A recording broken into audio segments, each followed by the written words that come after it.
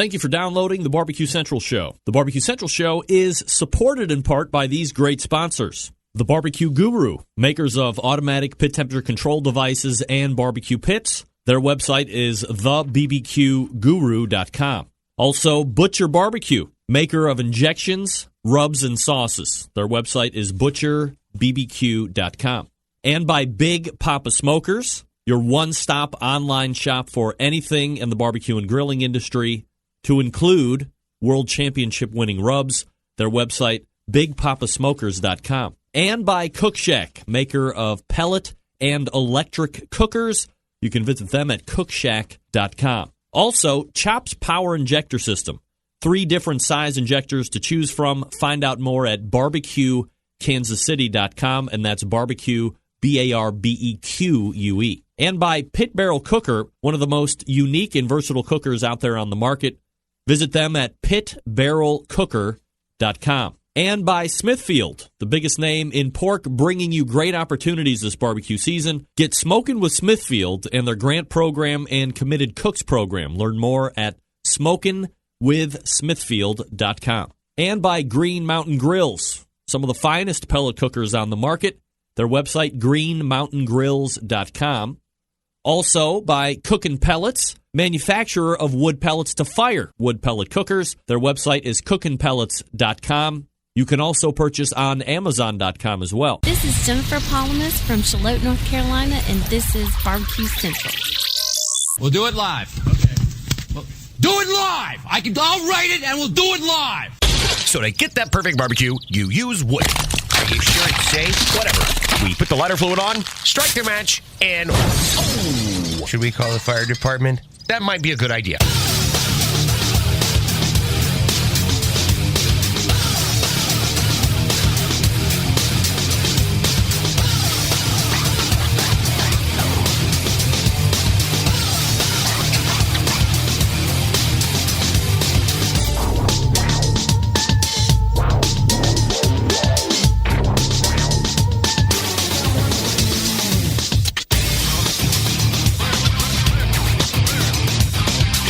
All right, good evening, and welcome to the really big Barbecue Central Show. This is the show that talks about all things important in the world of barbecue and grilling. We're broadcasting live and direct from the Rock and Roll Hall of Fame city of Cleveland, Ohio. It is widely known, at least in these here parts, as the barbecue capital of the North Coast. I am your program host, Greg Rempe. Happy to have you aboard here on your Tuesday evening. If you feel like you can bring something of value and worthwhileness to the show and you'd like to reach out by phone or email, but you don't know how to do that, I can help out with it. You can get in touch with the show by calling 216-220-0966. Email Greg at thebbqcentralshow.com. On the Twitter and Instagrams at BBQ Central Show. Everything else you want to find out about the show can be found at the main website, thebbqcentralshow.com. And here's what's happening in case you didn't get the newsletter. Of course, it is the 4th Tuesday of the month, and that means we are going to get a nice visit from the keeper of the flame over at AmazingRibs.com. Max Good will be joining us. We will be talking about specifically the new tabletop gas grill that Max has been toying around with here recently. I've never been a huge fan of tabletop gas grills or any real kind of gas grill that is being portrayed as either camping friendly or, in this particular part of the season, tailgate friendly. The Weber Q, way different. That's a whole different beast, I think. But by and large, these tailgate grills aren't known for bringing substantial value when you're buying them up front. But Max will tell us all about the item that he is working with here.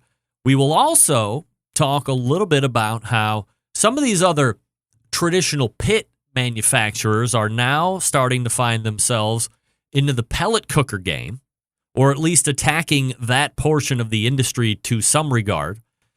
And so we will have a discussion on From a high-level business aspect, is it good to diversify your products offering portfolio to include pellet cookers if that isn't your wheelhouse, number one? And then number two, if you're going to make that jump anyway, regardless of what we think about it, what features and benefits should you have? What technology should you include? What are some of the other important things that will help you be a successful pellet cooker manufacturer / retailer, as well as the traditional pit that you have come to build your brand on? So lots of good stuff to talk about there with Max Good from AmazingRibs.com at 9:14. Then at 9:35, he's been here quite a few times here over the last month or so. It is the creator of the World Food Championships, president and CEO of MMA Creative, Mike McLeod, will be joining us. If you don't follow me on social media, shame on you. Go ahead and friend me up on the Facebook or fan my page or thumb my page or whatever the hell you do to my page. It's /BBQ Central Show, very easy to find. And then you will get all of the updates. I post a lot of food pictures there, a lot of breaking news as it relates to the industry of live fire cooker. Not always barbecue and grilling related, but live fire cooking related mostly. If you didn't follow me or you haven't yet, then you don't know, perhaps, that the World Food Championships has changed its final table look. There will be the WFC in November. There will be a top 10. However, they will not be crowning a winner at the World Food Championships this year. I said it. It's a whole different thing. We'll talk about it with Mike McLeod at 9:35. So stay tuned for that. Then we'll move into the second hour. And what is rapidly becoming the most popular segment that we are doing on this show from a month-to-month basis.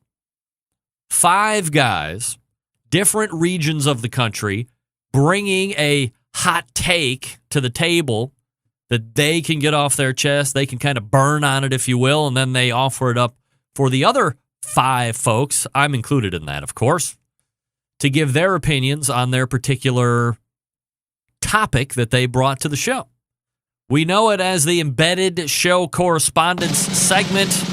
That's at 10:14 this evening, the 4th Tuesday.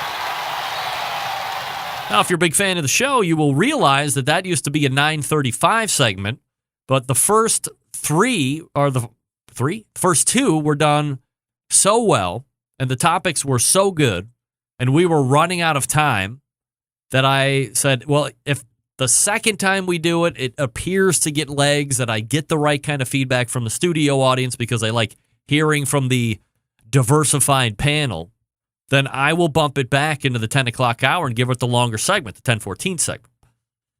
Well, lo and behold, it worked out really well. So 10:14, we'll have the Embedded Correspondence segment. And then at 9:35, I will end with an in-depth review of the Impossible Burger. That's right. I was going to go Friday, but I didn't go Friday. This past, I went last night to the B spot and had a non-beef burger. As a matter of fact, I had 2. That's right. So I have a in-depth analysis of the Impossible Burger. I have pictures of the Impossible Burger that I'll be showing on the video side of things here. So all that to look forward to in this great 2-hour jam-packed show. Let everybody know the show is happening right now. Facebook.com/BBQ Central Show is a place to go watch the video. OutdoorCookingChannel.com, longtime syndication partner on the video side of this show, is also showing the video portion. The BBQCentralShow.com is where you can get the audio-only stream, and some people prefer it that way. Also, you can find it on Roku. Again, if you follow me on social media, you would know that I had a customer of mine last week drop off what ended up being Trinidad Scorpion Death Peppers. Not sure what I'm actually going to do with them yet, but I reached out to my expert in the field, Scott Roberts, from scottrobertsweb.com, and said, hey, first of all, here's a picture of these. Guy said it was Trinidad Scorpion Death Peppers. What can you tell me about them? So In a reply back, and I quote, this is coming from Scott Roberts. Back in 2012, this was the world's hottest chile pepper, clocking in at around 1 million to 1.4 million Scoville heat units. A year later or so, it was surpassed by the Carolina Reaper pepper as the hottest. And of course, we all know the Carolina Reaper pepper, especially if you're an extreme fan of this show. You'll know that Catfish Cooley ate 3 Carolina Reaper peppers and then chugged a 5th of Fireball. Yeah, he puked about 85% of the way through the Fireball and then looked like, as he said, ate one of Satan's testicles. That's how hot it was. So I'm not overly excited to figure out what I should be doing with these Trinidad death peppers, but that does lead me into this story. This used to be a hottest pepper of the world, and thanks to John Dawson from Patio Daddy-O Barbecue for the lead here on this story. And according to dailymail.co.uk, Pepper X, this is a real thing, Pepper X set to break record for world's hottest pepper with a 3.18 million Scoville heat unit rating. Pepper X is set to take the crown for the world's hottest pepper, dethroning the official record holder, the Carolina Reaper. The pepper averages a whopping 3.8 million Scoville heat units and has been developed over the past 10 years. For reference, jalapenos are a mild 10,000 to 20,000 Scoville units. Scoville units measure capsaicin, the chemical that triggers spicy sensation, and because of this, Pepper X is safe to consume in the Last Dab hot sauce developed by Pucker Bucket Pepper Company, founded by Smokin' Eddie Curry. Pepper X is combined with distilled vinegar, ginger root, turmeric, coriander, cumin, dry mustard in the sauce. The first 1,000 bottles of hot sauce sold in 2 minutes, but it's available for pre-order at Heatonist. The Guinness Book of World Record for the spiciest pepper currently is that Carolina Reaper pepper. Curry says the Dragon's Breath chili is hotter than the Reaper, but less so than Pepper X. It comes with a mild 2.48 Scoville unit. For the same reason, Pepper X should not be consumed alone. That's why it's in this hot sauce. So if you're looking for a new record breaker, and I'm sure we'll have Scott Roberts on once it is set, Pepper X could be breaking the record with a 3.18 million Scoville heat unit. That's 3 times more powerful than those Trinidad Scorpion death peppers. Cook Shack manufactures smoker ovens for barbecue lovers with any amount of experience, whether you barbecue in the backyard, on the competition circuit, or in a 5-star dining facility. Cook Shack has the unit that will do the job, and with a full line of barbecue sauces, spices, pellets, and wood chunks, it's the perfect one-stop shop. Cook Shack strives to be your barbecue resource center by offering cooking classes, online recipes, how-to videos, 2 blogs, smoking grilling 101s, and a video cooking classroom. Check out their website at cookshack.com or follow them on Instagram, Facebook, YouTube, Twitter, Pinterest, or Google+. Get advice or share your passion for barbecue in their world-class barbecue forum. Cook Shack pellet-fired smokers are the choice of champions because they were designed by a champion, Ed Fast Eddie Moore. The FEC 100, PG 1000, always customer favorites. The PG 1000 can double as a smoker and a grill. Low and slow, hot and fast, the pellet grill line gives you the most for your money. Cook Shack residential electric smokers are the #1 smoker in the industry. High quality means high durability and versatility. Anything you can cook in your oven, you can make in a Cook Shack. Passion and dedication drives Cook Shack's manufacturing, with quality always being at the forefront. Get the best in barbecue since 1962. Call 800-423-0698. That's 800-423-0698. Or visit the website cookshack.com. That's cookshack.com. Appreciate the support that Cook Shack has given the show over the years.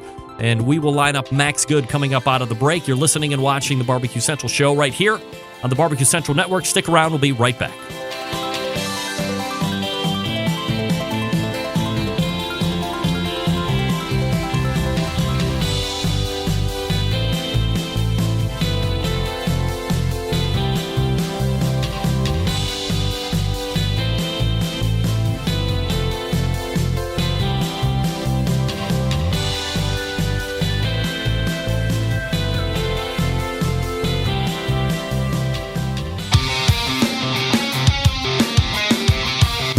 Broadcasting live from the Barbecue Central Radio Network studios in Cleveland, Ohio. You're listening to the Barbecue Central Radio Show. Once again, here's your host, Greg Rempe. Welcome back. The 2017 grant program offered by Smithfield was a raging success this season. So, if you want your event that you put on to be considered for the 2018 grant program, head to smokingwithsmithfield.com right now and apply for the 2018 grant program. Okay? Applications being taken until October 25th. So we have just shy of a month to get your applications in. Don't miss out. Again, smokingwithsmithfield.com is the website to check out if you want your event to be considered for the grant program. The fourth Tuesday of the month brings a visit from the Keeper of the Flame over at AmazingRibs.com. You looking for a cooker? Are you looking for buying advice? This is the guy to answer all those questions. Let's go ahead and race to the hotline. And welcome back, friend of the show, Max Good. Max, how are you, buddy? Hello, Max. No, Max. Hello? I can't hear you, Greg. Can you hear me? I can hear you. You can? Yeah, I can. This is going to make for a really awkward conversation. Oh, boy. I don't know what to do here. I checked my speakers, and they weren't working either. Oh, dear. We've got quite the conundrum. Well, here we go. Once again, call this number. Here we go. 216. What's this? Just call that number. Call me. Audio. Yeah. I love when we're I spent all week calling the dudes from the embedded correspondence segment. Check. Hello? Hey, I think I got something. Can you hear Hello? me? Can you hear me?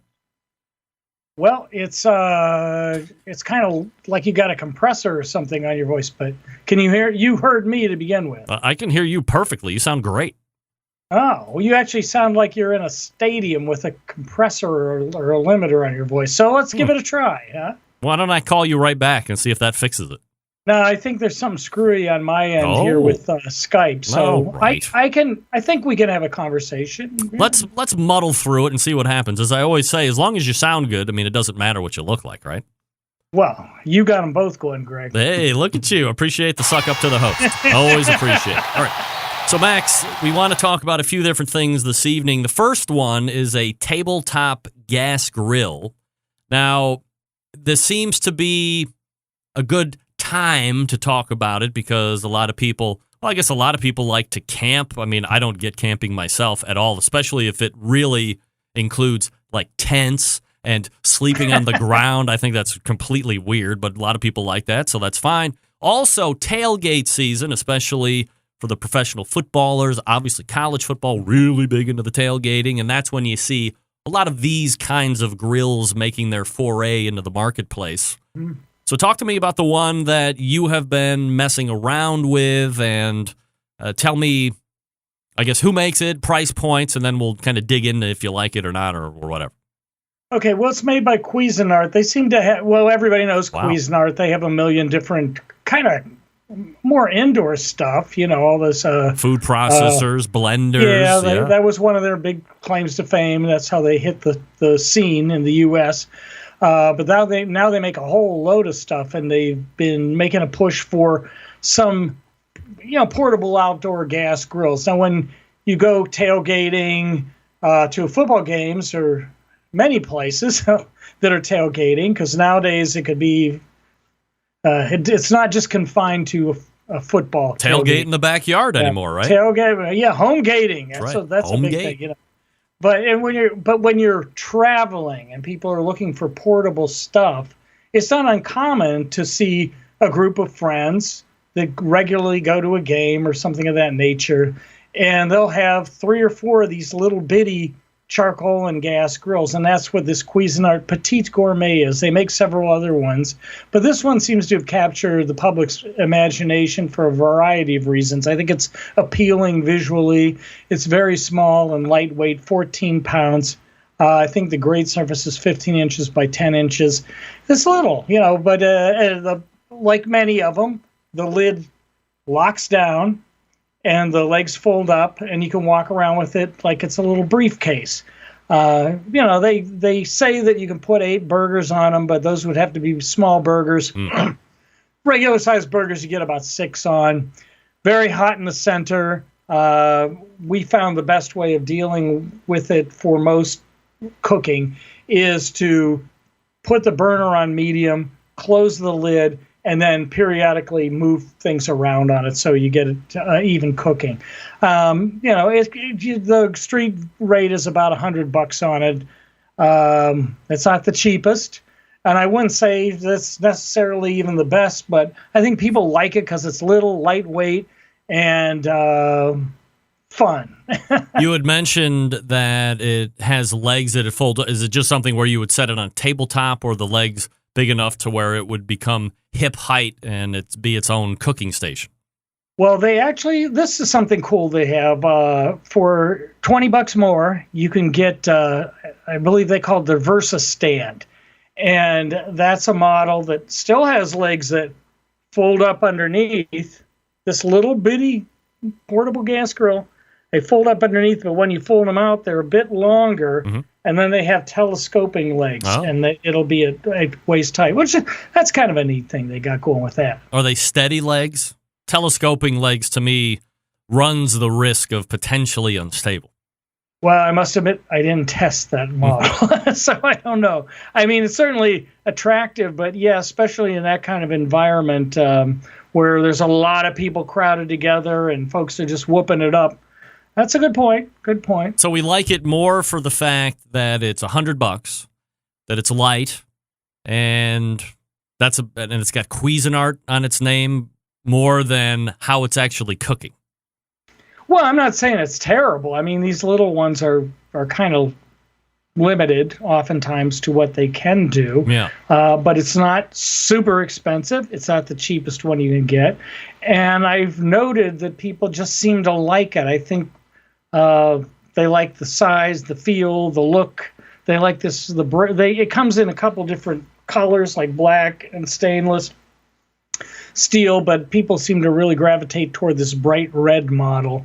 And some might think that's kind of silly. I don't care how it looks, but I think people see it and they go, I like that, and they buy it. Well, and they're happy with it. As we say with food, we eat with our eyes first. So same thing would apply to aesthetics when you're buying something. You like a car because of the way it looks. You like a house because of the way it looks. You like this little grill because of the way it looks. I guess, yeah. Do you have any correlation in regards to tailgate style grills? Are charcoal versions more popular than gas? Is gas more popular than charcoal? I don't know that I could give you informed stats on that. When I go out tailgating, I see a mixture of them both. I think in general, across the country, people like gas. They perceive it as easier to use, less messy. You and I have had discussions on that before. I don't know that that's entirely true. People forget about some of the mess. Well, like with this Cuisinart. If it was a little Smoky Joe or a charcoal grill, you're grilling up burgers and sausage and all this greasy stuff. Most of that grease is going to burn up on the charcoal. Mm-hmm.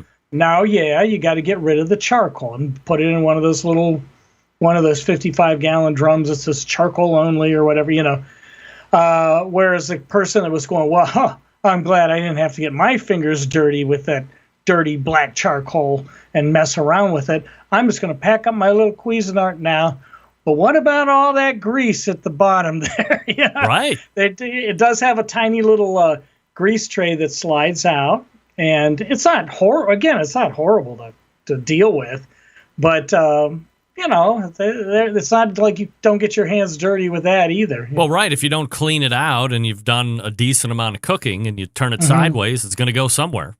Yes, and it's probably not going to go where you want it to go. Yeah, right. It's going to go right in the trunk of that car. Or the other thing, down your leg. A couple of weeks ago, maybe a month ago, I did a story about some people throwing their gas grill into the back of their car, and they didn't detach or they didn't turn off the gas tank.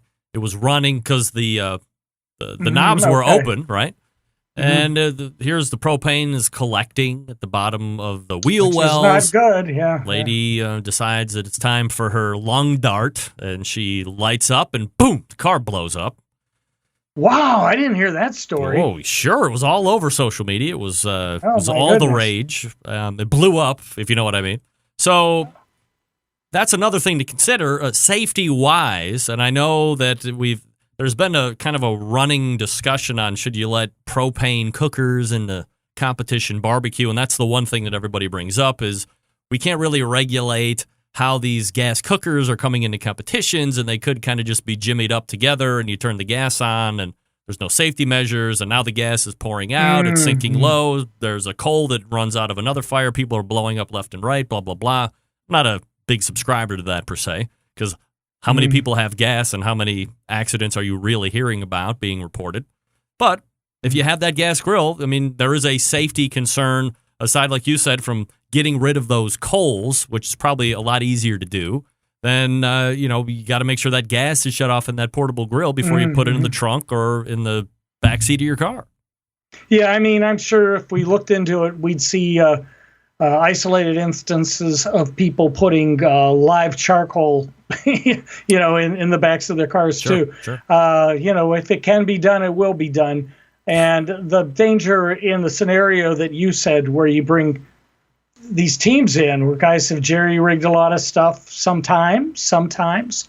And, it's not even most people that manufacture gas grills, most companies, particularly the big ones, make sure they feel like they got their rear ends covered by using only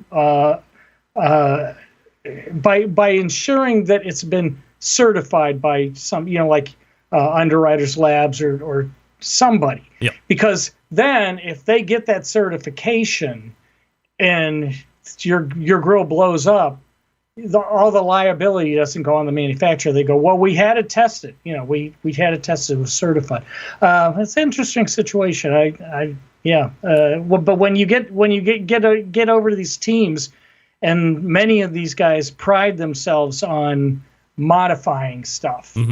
Then you have a new element that's not like, well, I'm going to Home Depot and I'm buying this thing and I'm going to bring it home and cook on it.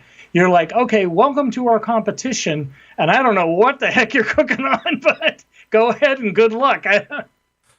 From the Cuisinarts grill standpoint, Max, is this something that you're recommending, or how are you rating it right now? I gave it one of our silver medals because I thought, well, it worked. It wasn't crazy expensive. I see people that own it for the most part like it. When you're tailgating, you're having fun. I think there's something fun about it. It works okay.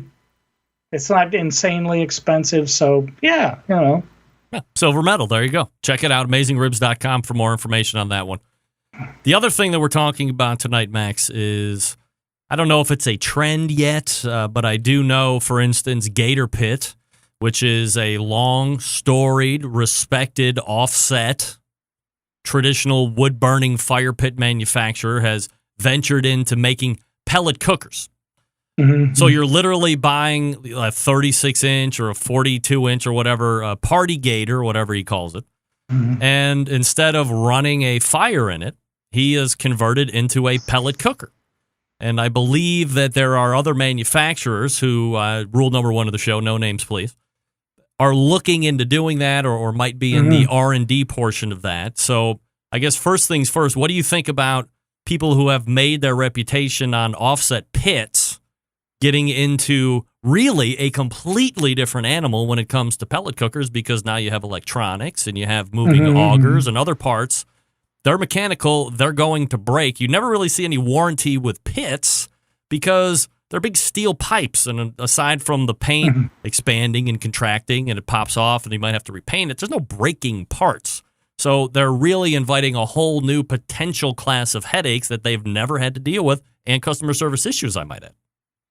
Well, that's a good point. However, I think many of these smoker manufacturers are seeing that one of the impediments to not just residential, but even people that are caterers and what have you, to getting good smoked product is skill, and pellet smokers eliminate the need for a good deal of the skill issues. I think a lot of some of the smoker manufacturers that are used by caterers and competition people, particularly caterers, feel like this is a way to ensure that the product is going to come out to your satisfaction. You, whoever it is that is buying this, if it's your company, you're serving it to people or you're competing with it, you're eliminating, is this guy, is my team going to be on the ball all night long, making sure this is coming out. Pellet smokers work great. I love them. I think many of the smoker manufacturers, not just, I didn't mean to say just those that deal with more commercial or competition type area, but residential too. And of course, anybody that's making anything would like to cover all the bases. If you're making smokers that are typically used by folks that have more skill, and you find that you have no residential market for your products, you might be looking at, these pellet smokers. People love them. People are starting to understand what they are. On the other side, if you're doing caterers and all, and you're hearing complaints, when I use your smoker, I love it, but I can't be at my place 7 days a week, 24 hours a week. And some of my guys or gals, sometimes drop the ball on me, and it doesn't come out good. So, it's a very appealing proposition to whether it's in your backyard or a competition setting or a catering commercial setting, to have these things where you really, as long as they're maintained properly, which you brought up earlier, they have moving parts, they have electronics. Some folks bring a whole new control system with them when they're on the road, because they say, if this thing blows, I might as well go home. So I got to bring all my parts with me. I can't run to Home Depot and get this stuff. But it's an appealing thing. I think we said 2016, as I recall. I predicted it would be the year of the pellet smoker, and I think it has been. And now we see more and more action in the pellet smoking arena. From where I sit, I don't know as much about the competition guys, but for residential, I think what happened was people started seeing their neighbors and their family and others.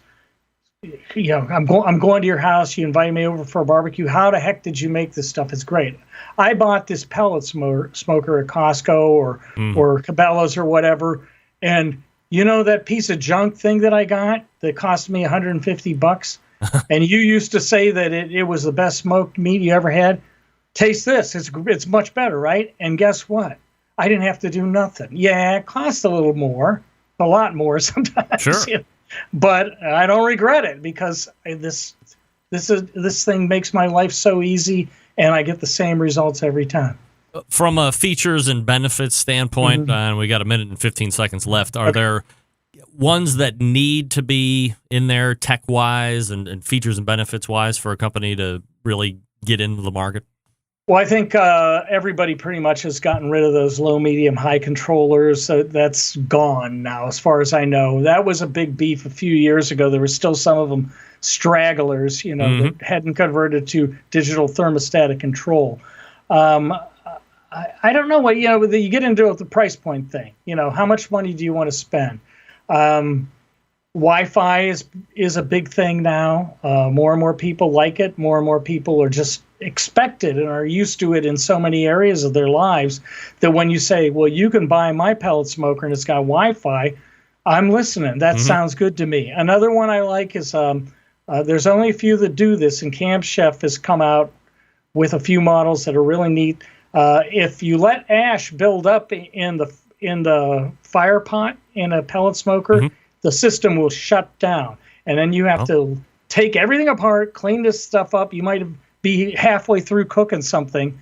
But Camp Chef and just a few others have ash removal systems where you can easily just pop a little part out, dump out the ash, and keep smoking away. That's a nice feature. But then beyond that, you get into how sophisticated is it. Then it's going to start costing you money too, you know.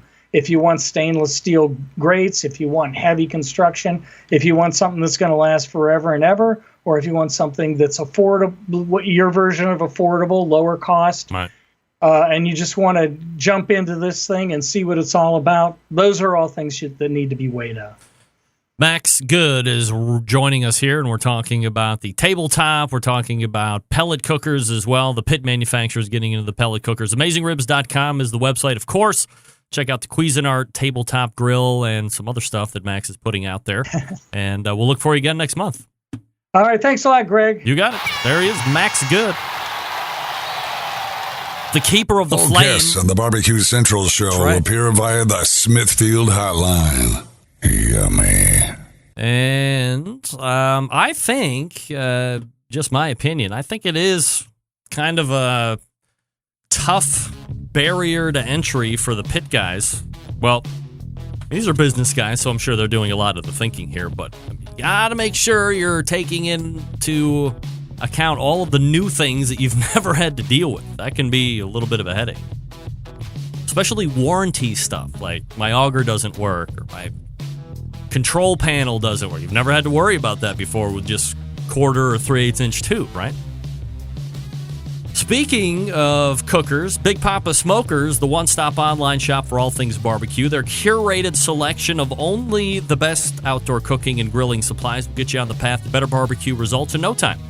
Everything at BigPapaSmokers.com has been pit master approved by Sterling Big Papa Ball himself, from the award-winning rubs and sauces to the American-made grills and smokers. Big Papa Smokers has everything you need to make your better cooking experience outdoors come to life. Whether you're in the backyard or a competition pro, Big Papa's has something for everybody. Well known for the championship rubs and seasonings, popular flavors like Sweet Money, Cattle Prod, Cash Cow, all proven winners on the circuit and the backyard. Big Papa Smokers offers 13 perfectly balanced flavors that will transform ordinary meals into extraordinary. Whether you're cooking to impress judges or grilling for your family, Big Papa Smokers' award-winning rubs and seasonings don't disappoint. If you're looking to improve the flavor of your competition barbecue recipe, Big Papa Smokers has combined forces with fellow rub company Simply Marvelous Barbecue to form what has now become known as the West Coast Offense.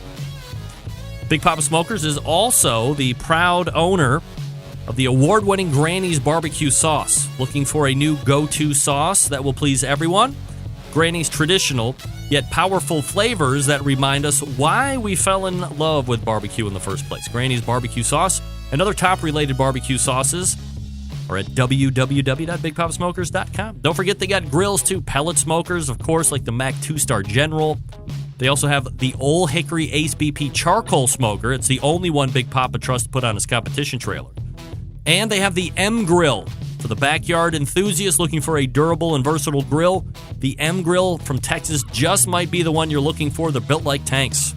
And if you're not sure about what to get, you can't go wrong with any of the grills featured on the website. They have something for every kind of backyard cook and budget.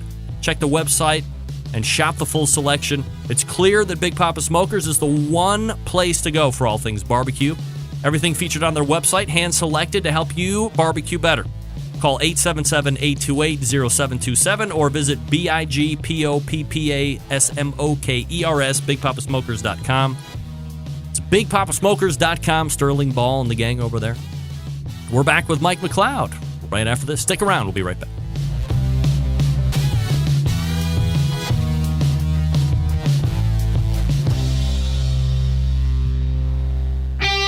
Ready to get on the air? Call 216-220-0966. Now, let's get back to the LeBron James of barbecue talk. Greg Rempe. Welcome back. This portion of the show being brought to you by Green Mountain Grills, manufacturers of some of the best pellet cookers out there on the market today. If you're looking for a big cooker to house a lot of food, they got one for you. Medium size, got you covered there too. Also, as we were just talking about tailgates, they have the Davy Crockett Good for camping, good for tailgating, no problem. They can also supply you with pellets to fire those cookers as well. Check them out online. GreenMountainGrills.com. That's GreenMountainGrills.com. All right, my next guest has been seen on this show over the past few months, mostly KCBS related, but tonight we're WFC, especially given the big announcement last week about how the 2017 event will actually be concluded.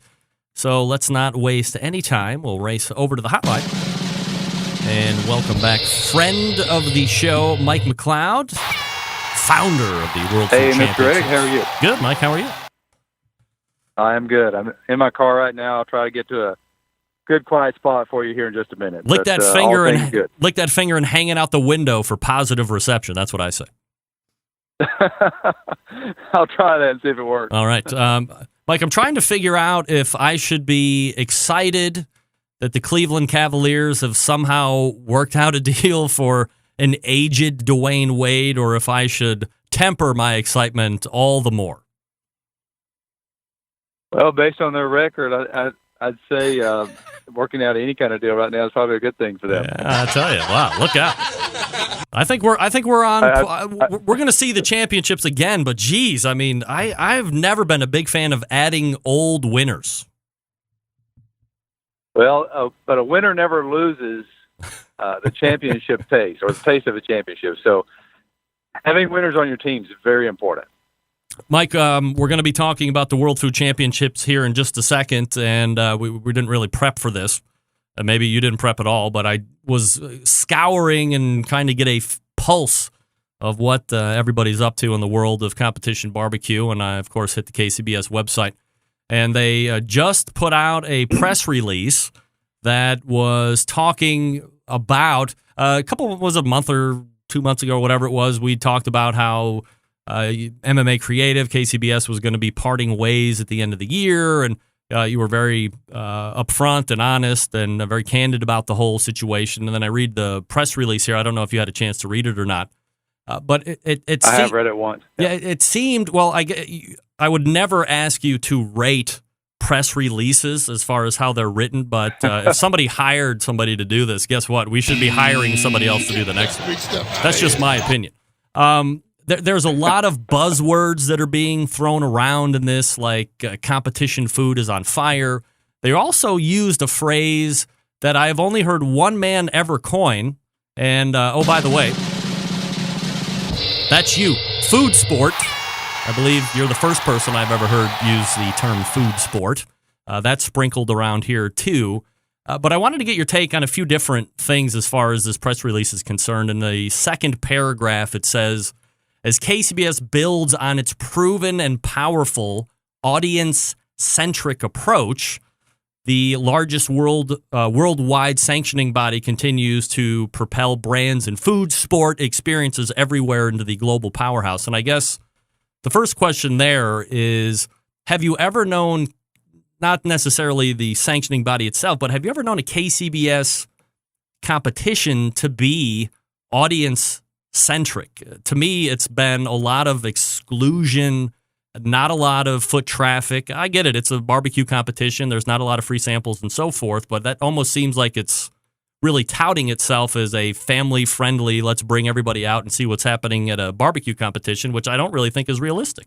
Well, you pick up on an interesting point of the release, a couple of interesting points. First of all, thanks for the credit on the food sport. It is something that we branded about 5 or 6 years ago when we kicked off the World Food Championships, and I'm glad to see that it's being adopted by the industry, including KCBS.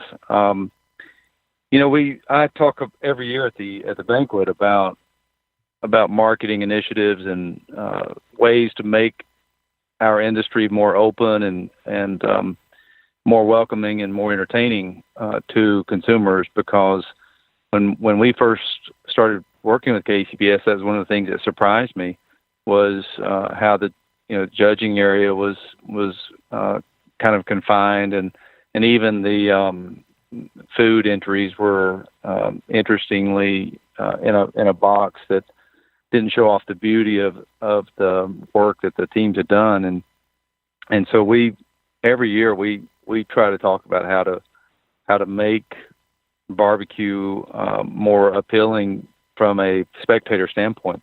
So it's an interesting terminology and perspective. I think it's gotten a lot better over the years. I think we've had some impact on that. I know that at our event, the use of silver platters in the turn-in process for barbecue has been one of the big eureka moments for a lot of people, to be able to see how gorgeous brisket and ribs and pulled pork can be when given the freedom to present it the way you want to. So I don't know if that answers your question, but that is an interesting perspective that you're looking at and thinking about.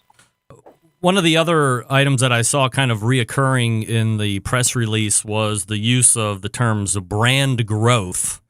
And I guess why it sticks out to me is KCBS on its in a vacuum as a sanctioning body. They sanction events. You apply, you get sanctioned, you have to meet all their requirements and so forth. So to me, brand is usually synonymous with revenues and products and all this other stuff, growing the brand, right? And they're using that a lot in this press release. Do you have an opinion on if they're using brand growth in kind of in the wrong way, or is it in the right way? Well, I don't want to be too critical of it because I've only read it one time, and but I will say that when we were hired, it was or when we actually entered a partnership with KCBS, one of our objectives was to build a brand behind barbecue and help take KCBS to a level of where it was the de facto and undisputed leader in barbecue sanctioning. So I certainly can see that as a brand and believed it as a brand. I would probably, if one thing that caught my attention about it was the use of company. Mm-hmm. KCBS is, I don't think technically a company. It's a society and a nonprofit organization. I guess that is a company in some respect, but that just caught me off a little bit. But there's certainly KCBS is a brand in the barbecue industry. So it's been a charge of ours and a focus of ours to build it. And I certainly think it will be a focus in the future for anybody else who's trying to help KCBS out. At the very end, they make a sentence talking about an approach results in meaningful transformations and expansions for our events and members who are true disruptors and change agents with our industries. Are you not a change agent and disruptor, Mike? Those are some words. Those are some words. Wow. Change agent and disruptor. Yeah. Wow. Yeah. I think we've made a lot of changes in our walk in barbecue and in our event at the World Food Championships. I think that's what we had originally planned on talking about, was some changes and being a change agent for World Food Championships. But there's just a whole lot about that I can't answer for you because I didn't author it, and I read it just like most people did for the first time when it was published. So I would encourage you to try to find the author of the article and ask them those questions instead of me, to be honest. Yeah, oddly enough, nobody put a name to that, so that's going to be harder to do than perhaps could be, but nevertheless. All right, so I appreciate you taking time to answer those questions, and now we will get to World Food Championships. So breaking news over the past week or so, September 19th, a post is made on the WFC website announcing a special event for the final table in this year's World Food Champions. So for the folks who aren't briefed on it yet, tell us about the special event and obviously how this is going to impact the whole encompassing WFC itself. Well, to pick on the current theme, it is certainly a change agent for the World Food Championship. We, for years, have thought about the whole model that we have built with the World Food Championships, and how we can, in the beginning, how we could create a final table, and then secondly, how can we bring more awareness and prestige to the final table. Right now, the way the final table works is we go 5 full days through the championship, Wednesday through Sunday, to get to 10 champions. And then we take a day off to reset and give them a little bit of a rest. And then on a Tuesday, we conduct our final table where those final 10 champions can make something to represent their category and try to win the grand prize of a $100,000 prize package. And, over the course of about 3 years, that's worked pretty well, and it's been interesting to see it develop. It's gotten better every year. But we've been talking to media and partners a couple of years now about the whole model that World Series of Poker used for years and years, which really put it on the map. I know it's now reverted back to a single strategy, run right through it process, and I don't know why they did that. But having a live final table has been a goal of ours for a long time, because when we would run our TV show, anytime it was run, whether it's Discovery or A&E or a Food Network or anything, one of the Achilles heels of that TV show was once you kind of got interested in what was going on with food sport and World Food Championships, if you did any homework, you could go online and find out who the winner was, who had already gotten to the final table, number one, and then number two, who actually won the final table. So it's a weakness from a media perspective, and we're trying to remove that weakness, and we finally have a network and a host partner that we're trying to nail all the ins and outs and the details down so that we can actually have a live reveal, or at least a streaming deal, or at least shot in the studio, then go live with it strategy, so that for about 4 or 5 months from November, we get to build anticipation, we get to promote our 10 champions, we get to talk about food sport more, and then find out who wins. So a lot can happen with that strategy and with that model, that new model, and this is going to help elevate food sport and our crown jewel to a whole new level. Mike, I'm going to play devil's advocate here just for a second. It's Mike McLeod from MMA Creative and Creator World Food Championships. From a competitions standpoint, it seems that every fiber of my being is screaming, why would we do this? You spend a solid week or so at the event in Orange Beach, final table set, and now you're going to be, in essence, putting it in park for 4 or 5 months before a champion is crowned. From a competitor's standpoint, is there not something to be said on a positive note for crowning a winner at the end of that week versus having it take place from 2017 and then carrying over into 2018? Is there a momentum thing that we could be losing? Is there a riding the wave of luck thing that we could be moving or losing when we chop it up in November and then finish it in April? Well, I can see the perspective, but that's really what every other event does. And we still do that. I mean, we crown 10 champions.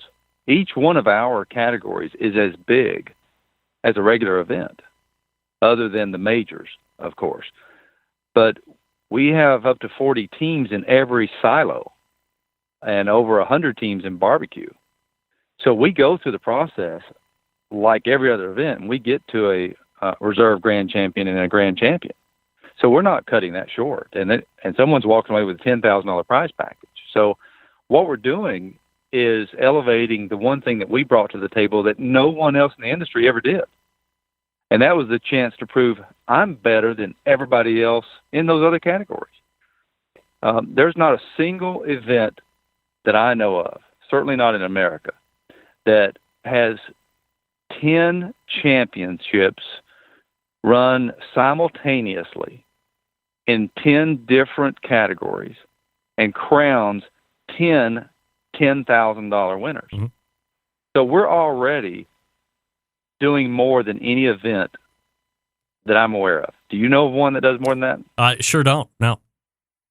No. So what we're doing with the final table has always been a bonus. So my retort to that discussion would be that we're now going to get to put the final table on its own pedestal. And if I can bring more notoriety to you as a winner of Sandwich by having you interviewed on Rachel Ray, let's say, or having you on Fox TV, because you're from Des Moines, Iowa, and they have a Fox TV network, and they want to interview the fact that you just won $10,000, and oh, by the way, you get to go compete for $100,000. How does that feel? I would, as a PR guy, as a marketing guy, as an agent, I would make the case that furthers the career of those 10 individuals who make it to that point. Don't overlook the fact that for every year that we've ever existed, except for the first one, when we just did all of this in about 4 days, which I can't even imagine us doing that again. About 90% of our audience, the competitors, go home after Sunday. Mm-hmm. I mean, they already leave. And the people who stay for the final table are usually people that have to extend their hotel reservation because they didn't expect to win. And there might be another 10% of the audience that's just true food sport fans or true WFC fans that want to stay and see it because they've either been there or heard about it. So we're making a big argument for a small percentage of the people, and I'm trying to take that small percentage of the people and make it just as big as the rest of the tournament. Mike McLeod joining me here on the show. Mike, in the article that was released on the 19th, you said, and I quote, "This year will go down as a tipping point for food sport. Assuming the final table goes without a hitch and sees the exposure you're hoping that it is going to get, does a tipping point to you mean that, I guess in a broad quote-unquote, other entities will be potentially reaching out to you now to join the World Food Championship train in some regard? And is that the WFC will be able to position their top cooks with opportunities that other cooking organizations talk about, have never done, and now you're making a statement like that, and not only are you continually looking forward, but you must be looking back at some of those lost opportunities along the way, saying, hey, now we have the opportunity to really execute all parts of this plan, and we're going to do it under the WFC umbrella. I couldn't have said that better. The 2017, if I could open up my brain and share with you everything that I know, you would agree with me.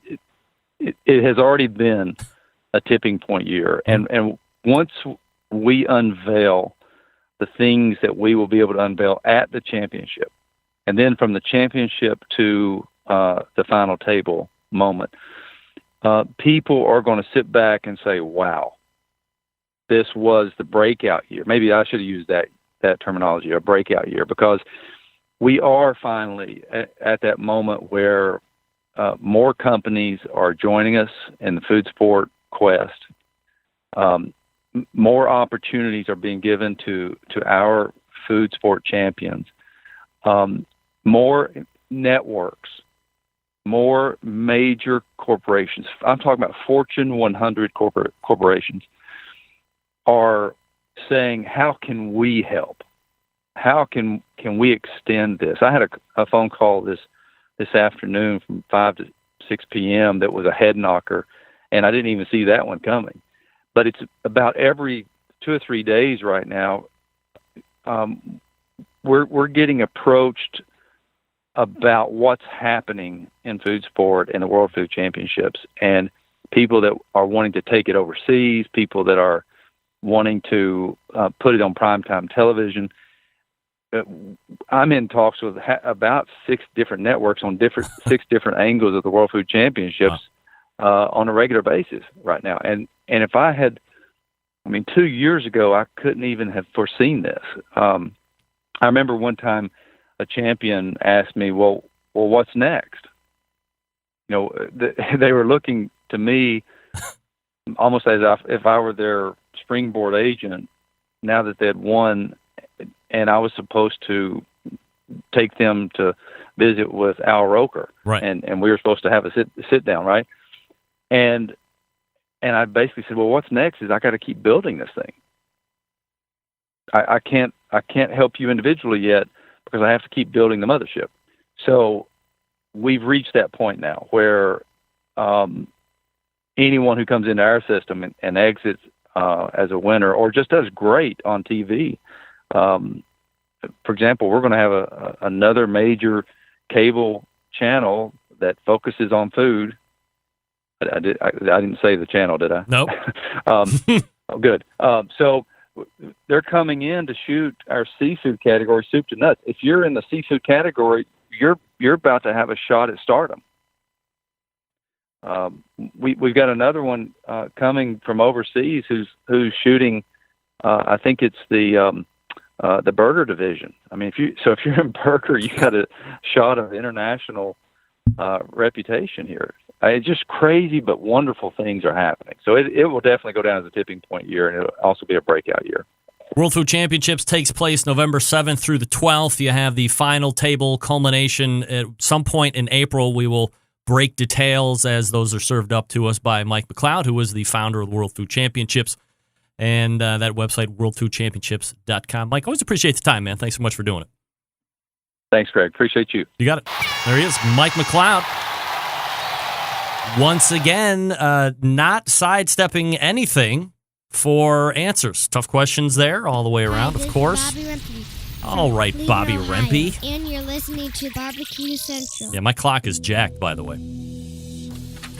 All right, let me do this real quick, then I'll react to Mike McLeod. You can react as well when we get to the second side here. Are you in the market to turn up your barbecue skills? If so, you need to get your hands on the most advanced ceramic cooker out there on the market today. We're talking about the all-new Monolith Barbecue Guru Edition and CyberQ Cloud Controller, just launched by the Barbecue Guru a handful of months ago, the world's first temperature-controlled ceramic smoker and grill with a built-in power draft fan. Going to give you the easiest, most successful barbecue experience. These must-have new products will make barbecuing easier than ever before and will be your new secret weapon for cooking delicious meat each and every time. Ready to buy? Head on over to bbqguru.com. Grab them while they last. 800-288-GURU, the phone number if you have any questions, or again, the website, bbqguru.com. I will play catch up with the clock here in the next few minutes. Stick around, we'll be right back. Big name interviews, advice on cooking brisket and ribs, and the only host willing to share his honest opinion on all things important in the world of barbecue. It's the Barbecue Central Show. This portion of the show being brought to you by cookinpellets.com, your number one source for quality wood pellets. For all your pellet-driven cookers, visit cookinpellets.com for more information or to purchase. You can also visit Amazon.com as well. Download the Cookin' Pellets app. You can get alerted to great shipping deals when they happen. Again, it's cookinpellets.com or Amazon.com. And we will start the second hour here right now.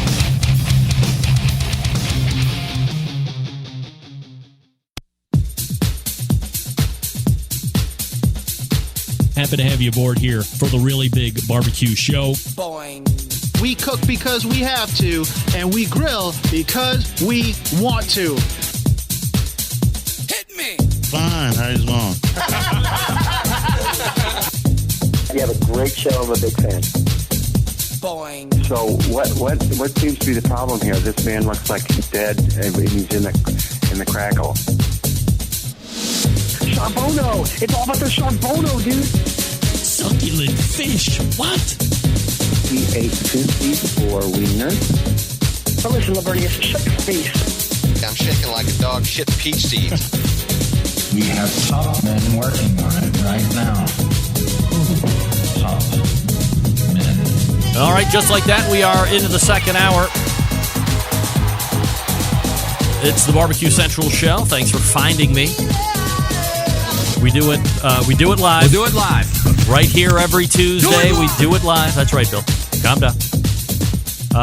If you want to get in touch with the show, 216-220-0966. You can also email Greg at thebbqcentralshow.com. Still to come on the show tonight, the embedded correspondence segment, or as we're kind of maybe calling it, the hot takes segment. Hot takes. I don't know if I like that. We'll keep toying around with the name. The show's, or the segment's staying. There's no doubt about it. The likes of Doug Scheiding and David Huff and DJ Howie D, Steve Ray. No Patrick Paquette this weekend. Get that big stuff out of here. He's in Steven Reichland's northern stomping grounds in Martha's Vineyard vacationing. How about that? John Dawson weighing in with an email. Rems, my hat's off to McMike for his incredible WFC success. It pains me to say it, but he has the vision and execution that KCBS desperately needs. Well, they saw fit to take it a different direction and then put out that newsletter. Oof. Get that big stuff out Go of here. read it. If you didn't read it, I mean, whew. It's from somebody that likes to write and somebody who likes to talk, not from a content standpoint, but just, how it's written. That could have been looked at a couple different times, I would say. So, hey, I'm here to help, right? I can write. I can talk. I can write. The National Pro Barbecue Tour, presented by Sam's Club, rolled into Edmond, Oklahoma this past weekend. This, folks, was the very last regional final that sends the top 6 teams. No, that sends the top 10 teams to the national finals in Bentonville, Arkansas. Those teams are grand champion with a 709.7. In my math class, we call that 7-0. We call it 710. Shake and Bake Barbecue. Wow. How about that? Wonderful. That's a big score. 710. Big score. Reserve grand champion, J-Star Barbecue with a 699. So he was 10 points back. Wow. Third place, Outlaw Hogs Barbecue. Fourth place, Clark Crew Barbecue. Fifth place, Dirt Road Barbecue. Sixth place, Blazin' Blues Barbecue. Seventh place, When Pigs Die. Eighth place, Burnt at Both Ends. Ninth place, the American Dream Barbecue Team. Qualls, look at you getting in. Good for you. And rounding out the top 10, Fat Boys Barbecue, Temple, Texas. So there was a good 20-point gap between 1 and 10. And really, when you look between 2 and 10, it was only 9 points. Pretty much less than 9 points separating 2 and 10. 10 points between 1 and 2. So Tim Shearer had a good cook, looks like. Scoring very well. 7-10, big score.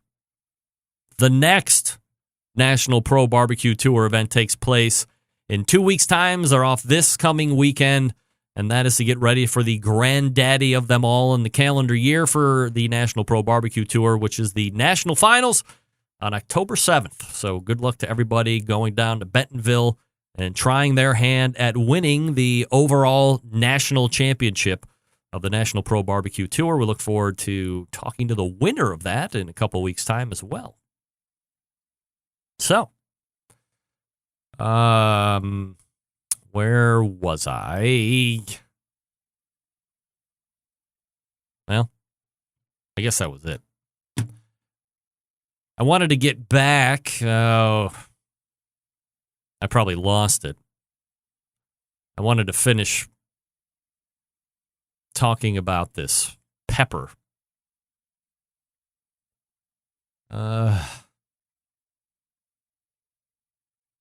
I got an idea. Let's go over to the history button and check out. It's not there. This is my browser history, right? I know I was on the internet when I looked it up, for good Lord. Maybe not. Might have been saved on my Google Documents, which probably doesn't load into my history for some reason. So we were talking about Pepper X, set to break the record for the world's hottest pepper with 3.18 million Scovilles. Well, here's the question that I have for anybody that is kind of a pepper expert, okay? So I have these Trinidad Scorpion death peppers, like a lot of them. 20? I think that's a lot. Does anybody have any suggestions on what I should actually do with them? Things that I will not be doing with them, and a lot of you wanted me to eat one on the air here live tonight. That had 0% chance of happening. Get that big stuff out of here. 0. However, I'm not averse to trying something out with them. I just don't want to eat one all by itself and be that next guy on YouTube that everybody makes fun of. I get made fun of like pretty much 24/7 for not eating Trinidad Scorpion death peppers, by the way. So is there, like, can I dry them out? How do you dry them out? I thought about making up my buffalo wing sauce and then maybe taking 3 of them and maybe quartering, throwing them in the buffalo wing sauce and letting it steep and then straining it out. And I'm figuring I would have a much hotter sauce at that point. So if you have any suggestions, then I would ask that you shoot them my way, either through the instant chat here or over the email if you want. I was talking about the guy that created this Pepper X. His name was Ed Curry. And the article continues. Ed Curry reveals that Pepper X is 3 times hotter than any other peppers that are currently available commercially. It's twice as hot as the Reaper. The Reaper's at 1.6, so this is a dangerous pepper. Curry says the Dragon's Breath chili is hotter than the Reaper, but less than the Pepper X. This is a different kind of pepper. It comes with a 2.48 Scoville unit and is potentially lethal, according to Live Science. Eating a pepper this hot can send your immune system into overdrive and trick your body into thinking it's experiencing real extreme heat. What? For the same reason, Pepper X should not be consumed alone. Don't eat the Pepper X by itself. Use the sauce. For instance, the hot sauce is described as more than simple mouth burn. Pepper X singes your soul. Starting with a pleasant burn in the mouth, the heat passes quickly, lulling you into a false sense of confidence. And the article continues, you take another bite, enjoying the mustard and spice flavor. This would be great on jerk chicken or Indian food, but then, wham! All of a sudden, your skin goes cold, your stomach goes hot, and you realize the power of X. Curry submitted the evidence that Pepper X is the hottest pepper in the world, said he expects to hear back from Guinness Book sometime in November. So, we've had Scott Roberts on this show a number of times. He's talked about what can physically happen to your body if you're going to somehow come across Pepper X, however you're going to eat it, even if it's going to be in the sauce. 3.18. It's 3 times hotter than it's 3 times hotter than the 2-time previous, not the Carolina Reaper, but the Trinidad Scorpion death pepper. I don't even know if it's called death pepper, but I like saying that. At 1.4 million Scoville units. That's the Trinidad. This one's 3 times more than that. The question is, where does it stop? Like, is 3.48 or 3.18 million Scoville not hot enough? And what kind of flavor really is in there? Like, the hottest chili head has to be pooping themselves with the thought of being challenged to eat one of these in front of their other pepperhead buddies at a hot sauce convention, which is probably going to take someplace in New Mexico or St. Louis or somewhere along those lines where a lot of the chili heads hang out. And you know Chili Head ain't going to back down, so cameras will be rolling when Pepper X decides to make an appearance. I want those 2 chicks that ate the Carolina Reaper peppers that I played on the show like 6 or 7 months ago to try it. They had a very adverse reaction to the Carolina Reaper. I can only imagine what Pepper X would do, especially that brown-haired girl. Her head would probably explode. All right, folks, let me talk to you quickly about the Pit Barrel Cooker. I love the Pit Barrel Cooker. It's very easy. It accommodates a lot of food.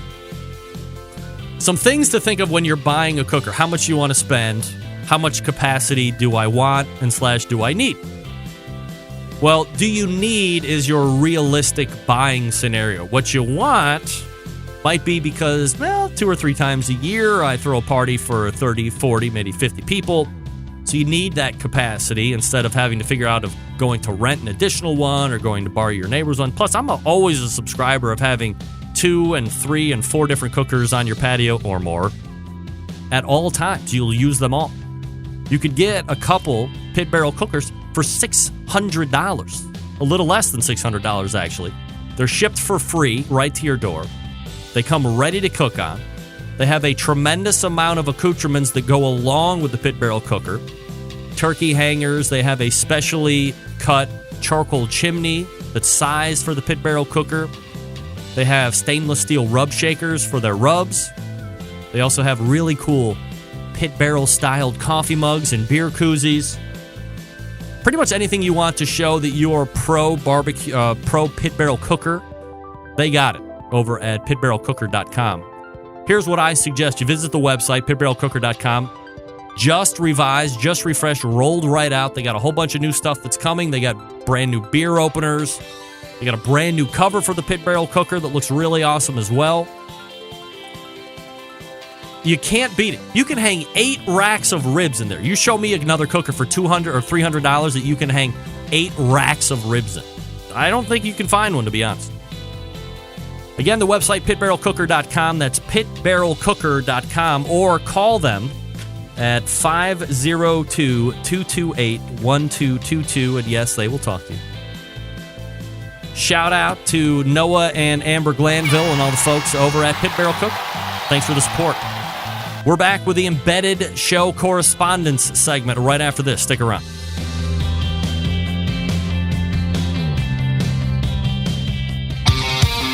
The only show giving you a monthly visit from a doctor of barbecue. A man actually named Meathead. The author of a barbecue Bible. Bloggers, reviewers, competitors, and manufacturers by the dozens. It's the Barbecue Central Show. Once again, here's your host, Greg Rempe. All right, welcome back. This portion of the show being brought to you by Smithfield, partnering with ultimate names in the grilling industry, giving you amazing prizes. All you have to do is get grilling. Grill it, share it, score, smithfieldgetgrilling.com. Follow whatever the directive of the day is. You could win up to $5,000. I know a lot of people could use $5,000 right about now. I could use $5,000. I like to grill. I like to share. All right, this segment is taking the world by storm, and not just the barbecue and grilling world, just the world in general. It's the Barbecue Embedded Correspondence segment. We have David Huff, we have Steve Ray, we have DJ Howie D, we have Doug Scheiding joining us. Gentlemen, really appreciate it, of course. And I don't want to take one more. I need to apologize, of course, to my man, David Huff, who I completely blasted through last month. We didn't get to his take. He's going to lead off, of course. Now, I don't know if anybody else can see this. Go ahead and throw that. I'm not going to be able to. Look at that shirt that he's wearing. Love this guy. Horse Meat 2017. He's a fan. I like it. There you go. Let me quickly go around the dais here, gentlemen, and answer this question quickly before we get to Dave's take here. Steve, we'll start with you.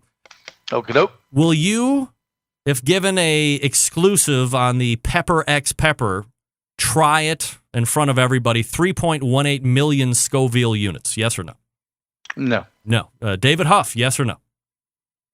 Absolutely not. Absolutely but not. I'll let my wife do it. All right. Doug Scheiding, you want to try Pepper X? Negative. DJ Howie D. Oh, yeah. Yeah? Look at this guy. How did I know? Wow, look at this guy. 3.18 million Scoville. That's 3 times hotter than the current hottest pepper, if you can believe it or not. Very hot. All right, David, go ahead and kick us off this evening with your hot take. Well, first, this is my favorite time of year. You got football back on the television. Oktoberfest beer is coming out. Weather's getting colder. It's my favorite time to light up the smoker too around the barbecue or around the campfire. And one of my favorite things lately that I've been putting on the smoker a lot is pork belly. Mm-hmm. And I just kind of wanted to get the other guys' take on what they do with it. It's not something that your cardio surgeon would recommend you do very often, but it's available now at a lot of stores where it didn't used to be because it was reserved for making bacon. And I think now in large part, thanks to these fancy restaurants that are serving pork belly on their menu, it's available even in big box discount stores. And Meathead is going to absolutely have a conniption here, but I make pork belly burnt ends out of it. And no. I know. You didn't say that out loud, did you? Do what? You didn't say that out loud, did you? I did. I thought I hit mute. I apologize. So, but it's just absolutely wonderful. So I get it with the fat on, skin off, cube it up, put some rub on it, smoke it until it's got the right color. In a pan with some butter and sauce and a little bit of brown sugar. And basically let it braise, and then they just absolutely fall apart. So guys aren't out there. If guys are out there and they're not trying pork belly, do yourself a favor. It's relatively inexpensive. Just want to know how the other guys prepare it. If anybody has tried to leave the skin on and had success getting it crispy after you put it on the smoker, just kind of want to throw that out there. David, let me ask you before we get to the panel here, when you're doing the pork belly burn ends, are you cooking to a temperature for finish, or do you just grab them and squeeze test them? Yeah, it's a squeeze or a toothpick. If that toothpick goes in there and you squeeze it and the juices start coming out and it's tender, that's it. It's hard to get a temperature on those. They also, I cut them into about an inch and a half cubes. Yep. They get up to temperature pretty quick. I think total cook time on them is maybe 2 hours, 2.5 on a cold day. All right, DJ Howie D, you talk to me about pork bellies. You like pork belly burn ends? You have trouble finding pork belly? How do you see it? Here in New York, having trouble finding pork bellies. Haven't seen them in the stores yet. Really? Really. Do you, have you tried them before? Yes, I've tried them before when I was down in Memphis. It was good. It was, basically it was like thick bacon. But it was real sweet with the seasoning and everything. Have you tried the pork belly burn ends that David was talking about yet? It's all the rage on social media right now. No, I haven't tried the burn ends yet. Doug Scheiding, you're up next. Talk to me about pork belly burn ends. I have not had pork belly burn ends, but some of the best pork belly I've had recently was at Ronnie Killen's in Pearland. He has a bone-in pork belly that was fantastic, and I think he'll become known for that here in the future. Probably one of the best barbecue bites I've ever had was at a place in New York, and it had a pork belly slider, and it was just fantastic. I actually went back in the kitchen and watched them make it, and they used Worcestershire and cooked it on a griddle, Worcestershire sauce and some honey, and then put this on a little Chinese little bun, and it was really good. Are you able to find pork belly pretty readily where you're at in Texas, Doug? Oh, no? Sure. Sure. I could go to just the meat market here in my little town, and I could get some pork belly. How big a one do you usually buy, or do you not really buy it? Man, the last one I did buy, it was a huge one. It was probably 8 pounds. It was, the size of a small brisket. I had to cut it up in small pieces and freeze it. All right, Steve, you got the last word on pork belly. Are you seeing it where you are in Tennessee? Are you messing around with it? Absolutely. Yeah, I ordered them in a restaurant here in Chattanooga. They were slow roasted with a grapefruit marmalade, and they were unbelievable, David. And I immediately went to our local Publix here and ordered them. You had to order it. They didn't have it in stock, but I got it, Doug. I got one that was like 12 pounds. Oh. And I had them take the I had them take the skin off, and I brought them home, and I slow cooked them, watched a video on YouTube, and I mixed them up with grapefruit marmalade at work and took them to work for the guys, and man, knocked it out of the park. It was they're delicious. I mean, it's they're just wonderful. We call them pork belly buttons. Not burned in. I was going to say, have you messed around with the pork belly burn? Are you surprised from a social media standpoint that this seems to be the darling of the summer, as these pork belly burn ends? They really came out of nowhere. Yeah, I think it's a good thing. It's something different, something stepped outside the box, and people love them, and you get such a great response when you serve them to people. It's just a wonderful food, and with the marmalade, some people took them, threw them on peach, put peach marmalade, any kind of jelly. Of course, barbecue sauce works great, but I love them. I'd eat them. I've got 2 slabs sitting 4 feet from me in my freezer right now. You ever just made bacon out of it? No, it doesn't taste like bacon because it's not cured. You got to cure it to make it taste like bacon. It really doesn't taste much like bacon. It's got a real soft texture. The fat's almost slimy, but it's a good slime. It's not like eating a snail or something like that. It's a good slime, not like an oyster or something like that. All right, so there's your pork. Questions answered, David? Yeah, I'd like to know from Doug, the one with the bone in. You said, is it like a steak with the bone in, or how does he serve it that way? I actually think he left the rib portion on and cooked the whole thing together with the rib and the pork belly portion. So because it was actually quite meaty. It wasn't just all fat as you're eating it. So it was really, really good. Wonderful. All right, DJ Howie D, you're next up on Hot Take. What do you got? Say that again. I couldn't hear you. I said you're up next on the Hot Takes. What are you burning on tonight? Today's hot take is the 5th category in our competition. What could be the 5th category? Would it be dessert? Would it be sides? It's time to loosen up the playing field because everyone has their scientific methods all down, and the competitions are getting real tight, and it's time to have something to just open up the playing field. Now, let people run. So you're proposing to adding a complete 5th category, not just an ancillary category, but this would also be included with the brisket, the ribs, the chicken, and the pork. That is correct. All right. Well, so what is your suggestion first? Exotic. Lamb, fish, kangaroo. Kangaroo? Kangaroo. You have a hard time getting pork butt. You think you can get kangaroo for crying out loud? You can get it. Horse meat, Greg. Horse meat. That's exotic. That's right. All right. So you're down for the exotic stuff, right? Yeah. All right. David, talk to me. You're kind of you're in the competition scene, a little bit newer, but what would you like to see as a standard 5th category? I like the exotic idea, actually. I think the issue would be people would argue about what's considered exotic. Would you have to list out the criteria? But I love that. Lamb on the smoker is great. Never had some of the other things that he mentioned. I would just say an other category. Just leave it wide open for people to be creative. They want to do fish, if they want to do, other types of poultry like turkey. There's some really good smoked turkey out there. I think it's one of the more difficult things to get right. So I just let it be other and let it be wide open and just be kind of the wild card. You might have a new grand champion because they brought lamb to the table and no one else did. So kind of like a best bite scenario, if you will. Right. Absolutely, a best bite. That's a great idea. All right, Steve, what do you think about adding a 5th category, and what would you like to see it be?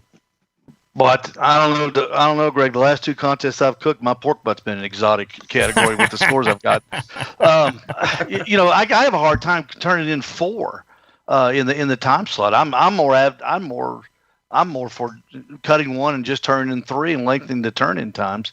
But I don't know, deep fried Oreos. Let's do that. What the heck? Why don't you go try IBC? They only got 3 categories there, right? Yeah. All right, Doug, what do you like? Well, actually, IBCA, we only have the 3. Sometimes we have pork, but I would actually say consistently we have beans as the 4th category. Mm-hmm. So like this weekend, I'm doing a contest, and of course it has beans. And the other 5th category is a margarita pour-off. So we've gone to contests where cabrito was a mandatory category, done venison, wild hog, like at the Texas Trophy Hunters. The easy answer that came to the top of my head is stinking steak. I'd love to have a steak category at all the contests, and then that way we could just kind of, have that along with barbecue at all of them as well. All right, Doug, we'll go ahead and stay with you. Your hot take for this evening.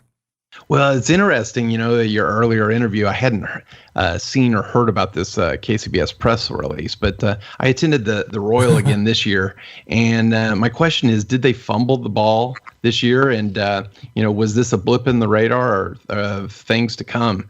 I say that, they fumbled it. I mean, attendance was way down, 407 teams. They announced it, pretty late on a holiday weekend. I'm not wild about the venue at the racetrack. There's a lot of fences, a lot of, it's hard to get around. And Sunday, I find it interesting. In the press release, they say that it's attendance and things like that. Sunday's a ghost town. There's no one there except the cookers. And that's for the open event, where, 400 teams are cooking. So, they're awful concerned about it being the largest barbecue event. They're correct in terms of number of cookers, but number of attendees, I would say Houston Rodeos by far with 200,000 attendees on one day. Do you think that's a better event all in itself, Houston Livestock, when you compare it to the American Royal then? Personally, I think I've said this before on the show that Houston Rodeo is like the Royal on steroids. Their party night is like Houston's Thursday night. All right, so here's what I think. I think it was kind of a travesty to put the American Royal on a holiday weekend. You're now forcing people. So for the longest time, you're used to the American Royal taking place somewhere in the neighborhood between 6 to 7 weeks later in the year than it was on Labor Day. You do it on Labor Day. Now you're asking people to push out whatever they might have planned. Maybe you have something that happens every year. You have a family get-together or some other personal thing. So now you're fighting family and barbecue, which I would imagine for most people, especially on this kind of a holiday, family's probably going to win out, so you're going to be suffering from attendance there. But the other thing that I think is continuing to be an issue, they cannot keep one single place as a permanent home for the American Royal. And I think within a year or two, if that does not get defined as this is going to be the permanent home of the American Royal, that competition could go away by and large, and we will talk about what the American Royal used to be like, because this year it's on a racetrack, and next year it's going to be going to where Arrowhead Stadium, but not the following year because there might be a football game, so now we got to find somewhere else to get. There's a few things that need to be ironed out, and I won't even talk about the Barbecue Hall of Fame, but there's some things that need to be ironed out to make sure that the American Royal stays as one of the elite events, and it has to do with when you're going to have it and where you're going to have it, and is where going to be where it's going to be from here on out. Steve, what do you think?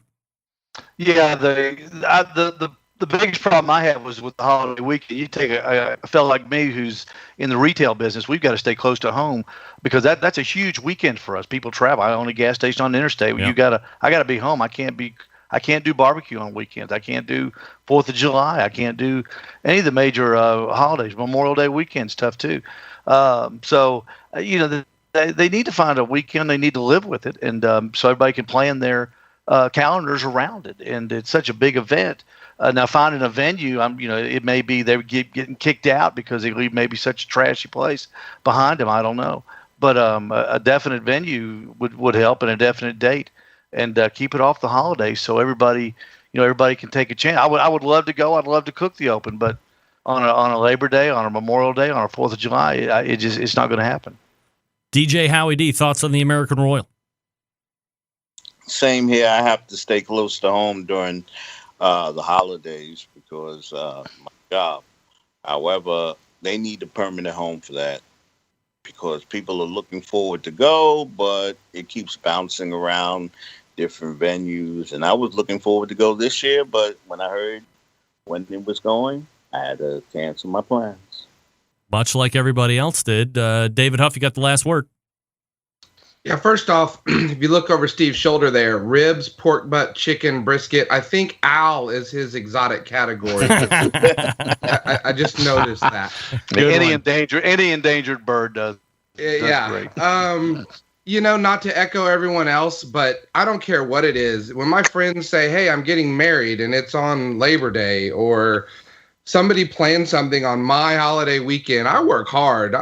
That's for me. That's sacred. So I can only imagine that the attendance was down this year because it was on a holiday. I haven't cooked at the Royal. It's on my bucket list. When I do, I certainly hope that it's at Arrowhead. It's just such a great atmosphere. I've been there for football games, and it just almost brings people together. So any great event, whatever it is, it's got a place that's part of the history, and it's usually got a date that's part of the history, and don't go messing with tradition. All right, Steve, you're last up this evening with your hot take.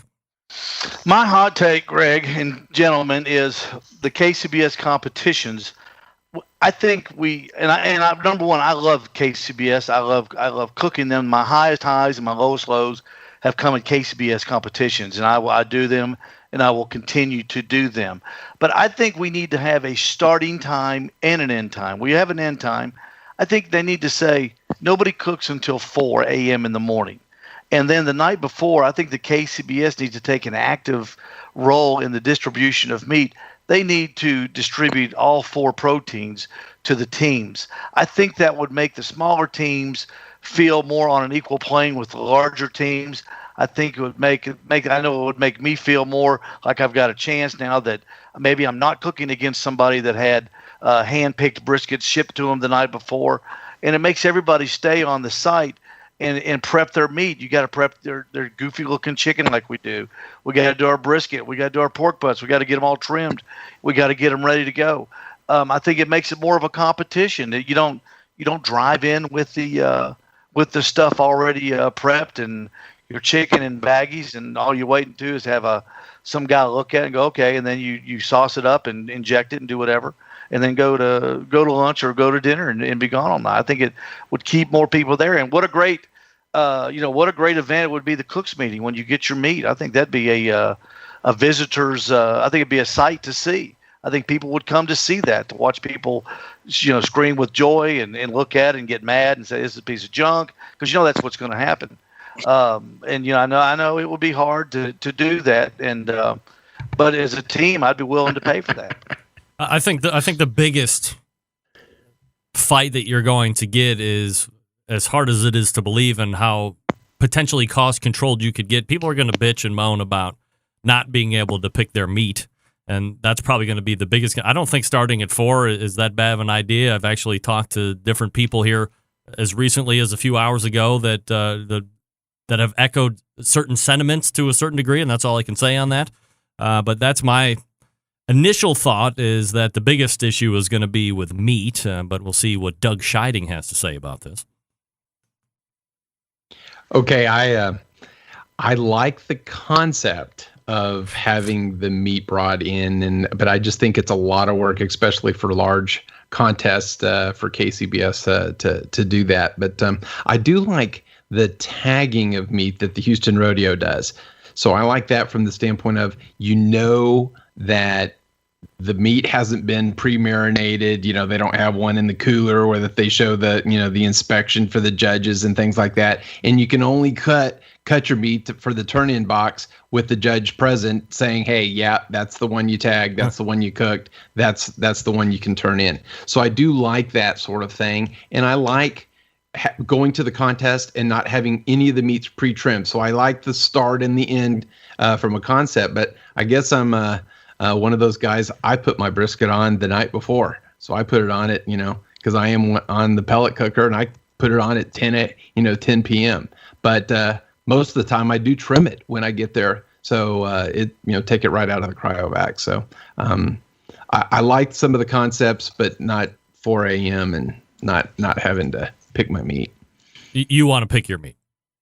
Yeah, I'd there are certain types of meat. I think for invitationals or small events where it's manageable, less than 50 teams. If you wanted to do that, that'd be fantastic. I would love to do those types of contests. DJ Howie D, what do you think? Okay, I had the experience at the Giant National Barbecue Battle. By the time myself and Big Mo got there, the chicken that was supposed to be handed to us did not exist. It was gone. They ran out of meat. Oh. Yeah. Yep. They ran out of meat.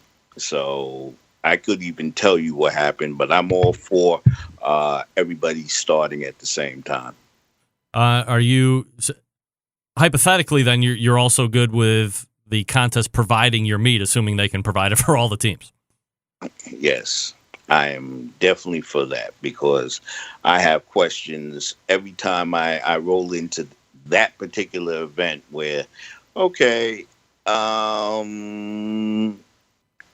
what if someone brought their own meat already pre-bagged and seasoned? So does that mean that they can cook it? What's going on? And they're having a hell of a party, so they already brought extra meat with them. So there's no way of telling. David Huff, you got the last word. Do you like starting at 4 a.m.? Do you like meat being provided to you? So the start time doesn't matter to me as long as, let's say it's 8 o'clock the day before, and then you can choose any time after that when to start. That's fine after the meat's been inspected. I can tell you that I've participated now in 3.5, we'll call it, competitions. And the one thing that soured me very quickly is that I realize I just don't have any shot unless I can afford some better products. I just think the playing field is not very level if you can't buy the Wagyu briskets and Kurabata pork and some of those other things. So for contests that would supply the meat and put everybody on a level playing field, I absolutely like that idea. I just think the problem is going to be there is now so much money in competition barbecue and sponsorships and other things that to go back to that, especially on a larger scale with a sanctioning body, I think that would be a tremendous challenge, and there'd be a lot of pushback. It might have to be another body takes on where they provide the meat. I just don't know that the KCBS will ever go that route. You ready to say something, Doug? Yeah, the only event that I've done that way is a kosher contest, and just like Howie was talking about, they ran out of one of the meats. Really? Yeah. Wow. I cooked the contest too. Definitely. Wow. All right. Well, we have Doug Scheiding from Texas, Rogue Cookers Pitmaster. Steve Ray from Tennessee, Owl's Nest Barbecue Pitmaster. No Patrick Paquette this week. He's in Martha's Vineyard, hanging out with Stephen Reichlin, I'm sure. David Huff is from Oklahoma, Huff Daddy Barbecue. And Howard Daly Jr. is Down to Smoke Barbecue. Gang, really appreciate you joining me, and we'll see you again next month. There they are. The Embedded Show Correspondents. Yet another segment of success. You can get in touch with the showcast. The Barbecue Central Show appear via the Smithfield Hotline. Well, yummy. I can tell you that. We've extended it out to the 10:14 segment, and I blew right through my time. Big stuff out of here. Luckily, I left the backside segment open for my own stuff, so I will be able to catch up accordingly. It appears that the fourth Tuesday's second hour should be all embedded correspondent all the time. Incredible takes. Love it. Folks, grilling season, and especially this past week, it is hot, boy. It is off and running. Certainly, we know that Butcher's Barbecue carries a great selection of barbecue products. But their portfolio of grilling items continues to expand with really good stuff. Grilling oil, of course.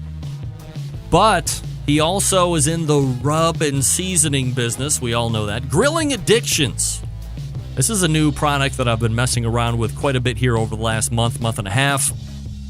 Great salty, great peppery, great garlicky, great overall grilling seasoning. here's what I found it especially great on. You might find this to be a little bit weird.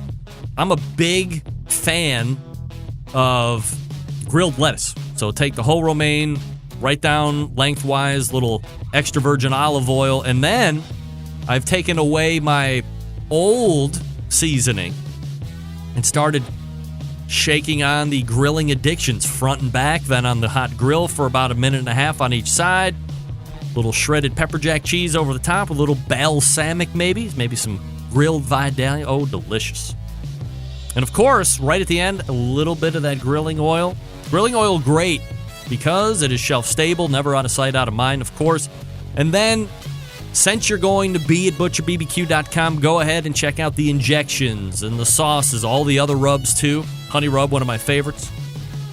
You're going to be happy that you head over there and you arm up with all of the best products out there. And remember, they are extensively tested on the competition trail. You would recall, Dave took Grand Champion a week ago, so you know they're winning on the trail. It's, of course, always in the backyard, no doubt.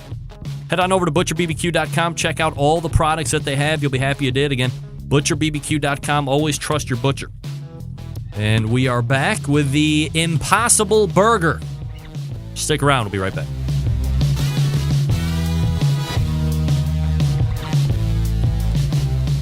Continuing to produce incredibly mediocre content in an exceptionally professional way. You're listening and watching the Barbecue Central Show.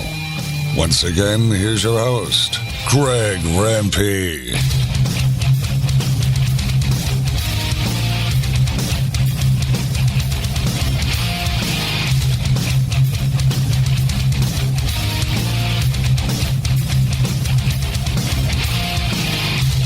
All right, welcome back. This portion of the show being brought to you by the National Pro Barbecue Tour, presented by Sam's Club. 31 cities, $500,000 in cash. Eternal bragging rights if you win it. And, of course, in 2 weeks' time, National Championship going down. October 7th. So all the teams of 50 have been set. Well, teams of 50. The field of 50 has been set through those regional finals, which, of course, are 5 of 10 get to go on to the national finals. And so now you got your top 50. We should review that list next week and take odds on who we think is going to walk away with Grand Championship. To get more info on the tour, check results, see who's going to be competing in the national final, visit kcbs.us/Sam's Tour. Last weekend, or last show, I read to you an article penned by my Cleveland buddy and the writer for Cleveland Scene, Doug Tratner, who said that he was urged by show White Whale, Michael Simon, to head on over to his B-spot location over here on the east side of us in Woodmere, Chagrin Boulevard, Beechwood, if you want, depending on how familiar you are with the area. And check out the new offering, not burger, but offering on the menu, and it's called the Impossible Burger, and I gave you the whole description and all that stuff. And I was hopeful that I was going to get out there this past Friday, but that didn't work out, and not Saturday either. Sunday was out of town, so yesterday was the only day that I could get it all set up, so away I went. So here it is, the Impossible Burger, and as you sit at the table, you have the little propaganda tripod up there telling you about the Impossible Burger, and it's mostly made out of wheat and coconut oil, but it's supposed to be way healthy, no fat, again, healthy footprint. There's a whole green angle on this that I really wasn't considering before because you're not using beef, right? It's all plant-based. And the heme is actually being created through some type of a chemical reaction as well, like the yeast is making the heme. The heme is giving it that beefy flavor, I guess. So without further ado, let me give you pictures. Here is the Impossible Burger right here. Look at that. Very sexy. Now, I think part of the appeal of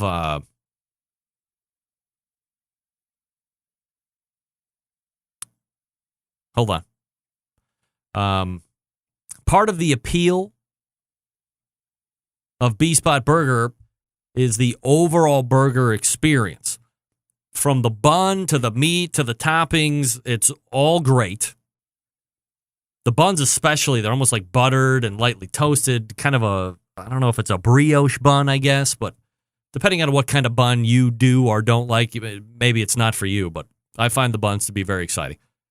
But this is the burger, so this is the full burger. And what I wanted to say is that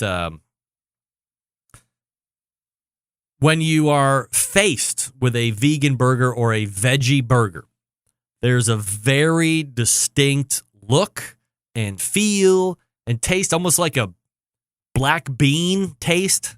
I think black beans are used in veggie burgers. But if you've seen veggie burger, it's pretty non-aesthetically pleasing. It doesn't cook to a really good color.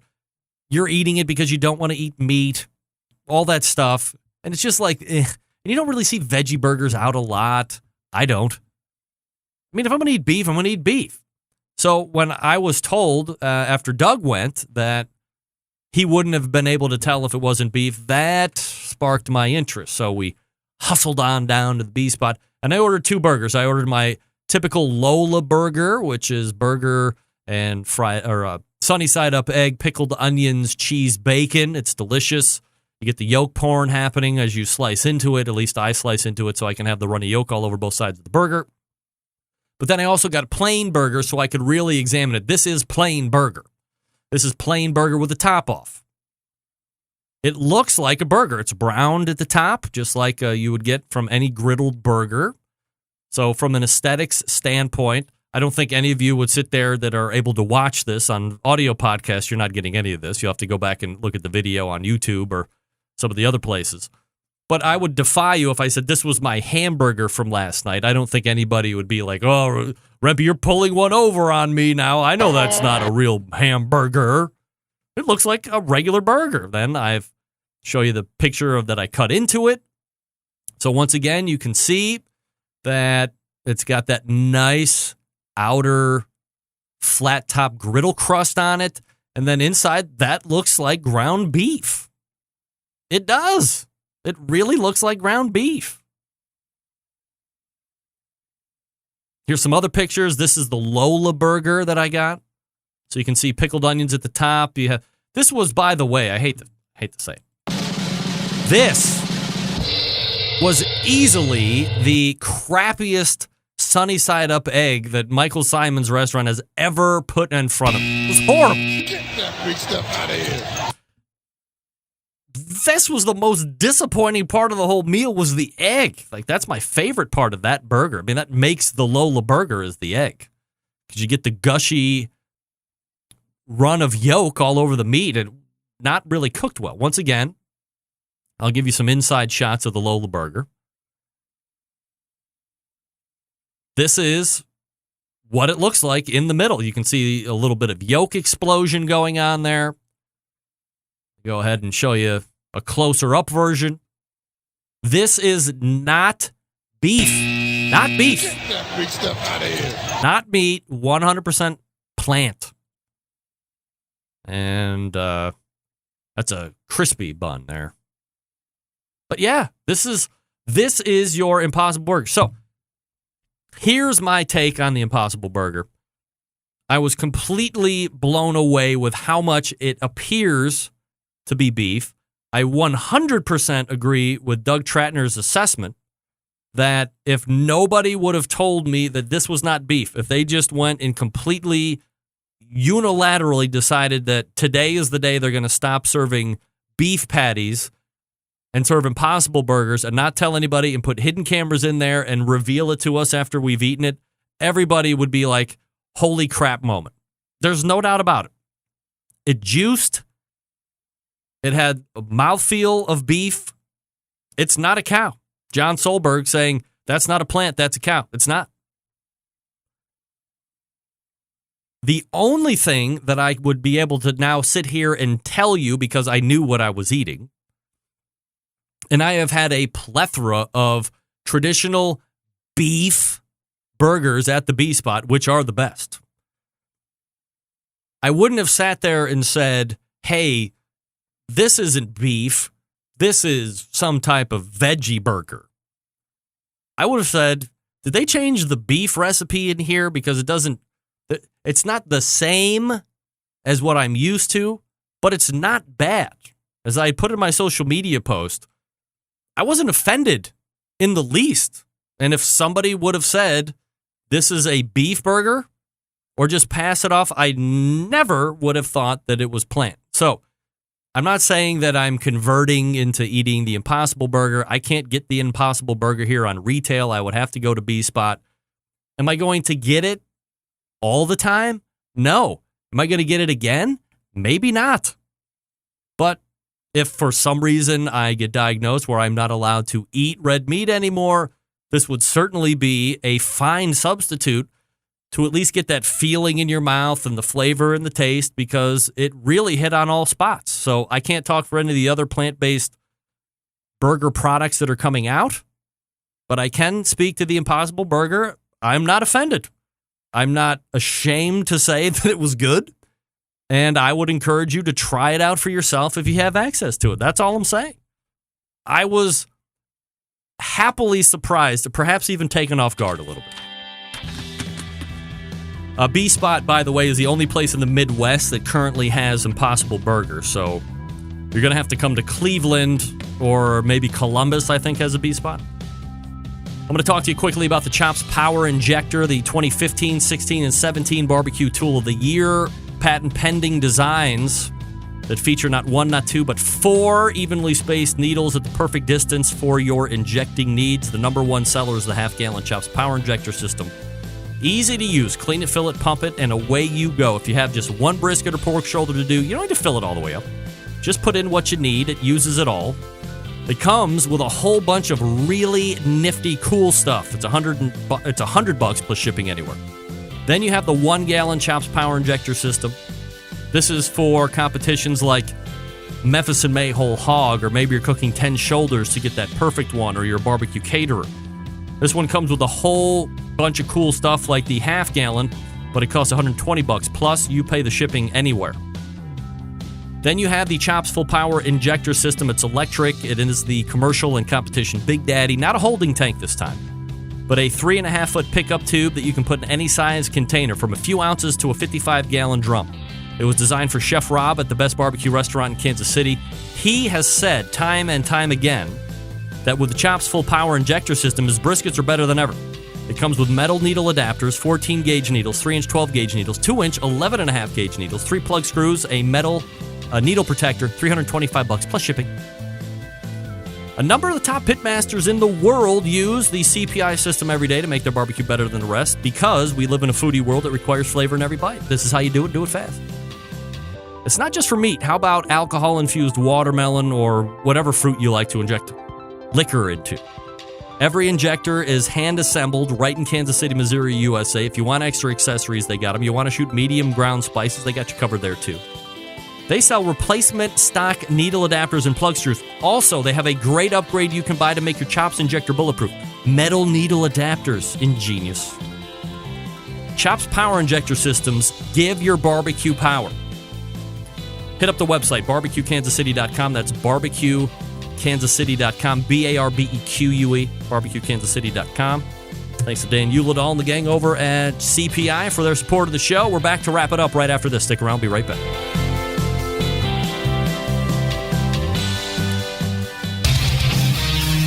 Whole packers, full racks, legs and thighs, injecting butts. If you've never heard this before, you might think you found the best XXX show ever.